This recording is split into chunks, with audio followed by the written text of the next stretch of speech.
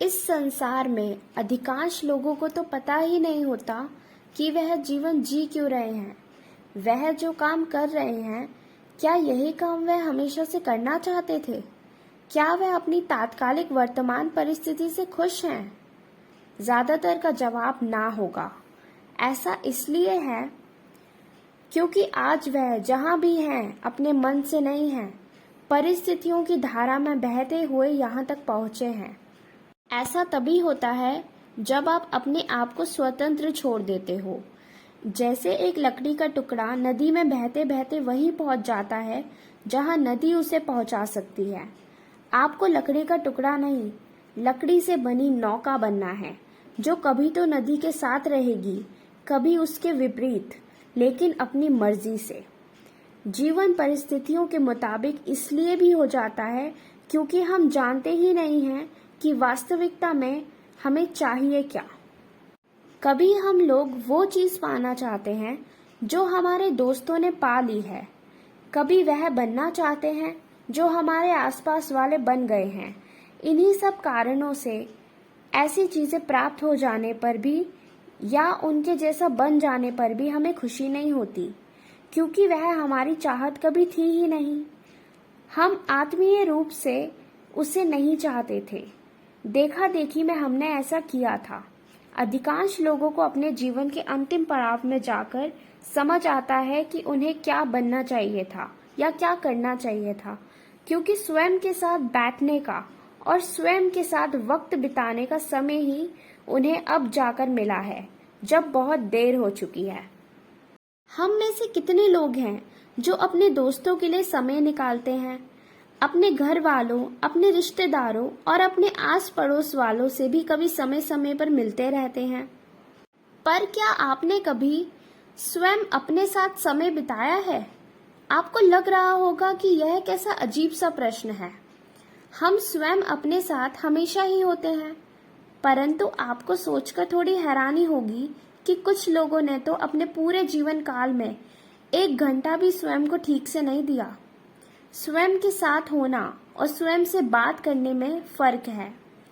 क्या कभी आपने खुद से पूछा है कि इस धरती पर आपने जन्म क्यों लिया? क्या आप दूसरों से कुछ अलग हैं? आप इस जिंदगी से वास्तविकता में क्या चाहते हैं?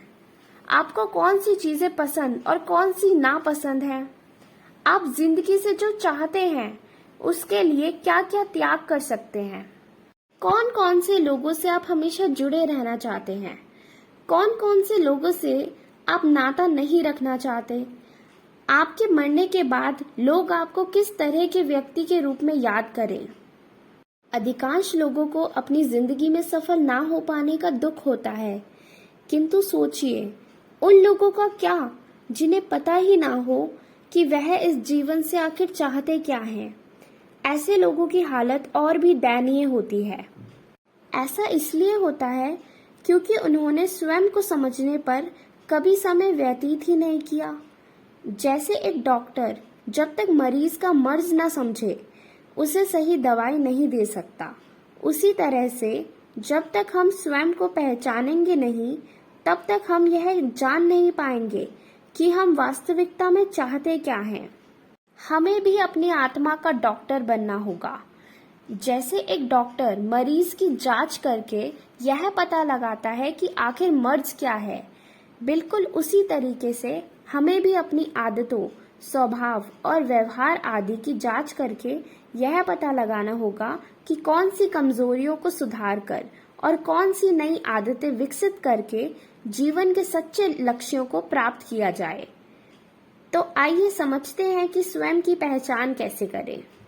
स्वयं की पहचान करने के लिए किसी एकांत स्थान पर बैठें, खुद से प्रश्न करें और पूरी ईमानदारी के साथ इन जवाबों को किसी कॉपी में लिख लें।